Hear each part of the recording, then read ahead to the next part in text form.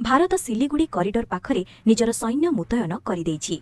एहा हेउछि सेही 22 किलोमीटर रास्ता जहाँ समग्र उत्तर पूर्व भारत को देशर बाकी अंश सह जोड़ी थाए। जदि एही रास्ता कटि जाए तेबे उत्तर पूर्व भारत मध्य अलगा होइजिबो।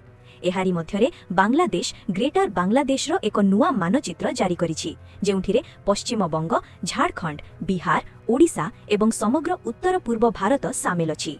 अन्य पक्षरे सिलिगुड़ी कॉरिडोरु मात्र 80 किलोमीटर दूररे थिबा चुम्बी उपत्यकारे चीन मध्य निजर उपस्थिति बढ़ाउछि। एही परिस्थिति को देखि एनएसी अजित डोभालंक सेही चेतावनी मने पड़े जे गोटिए भूल हेले एही 22 किलोमीटर पट्टी 220 किलोमीटर चौड़ा होइजिबो। सेथिपाई भारत सिलिगुड़ी कॉरिडोर निकटरे BrahMos missile S-400 air defence system एवं 75 रु अधिक युद्ध विमान बा FA-17 युद्ध विमान मुतयन करिछि।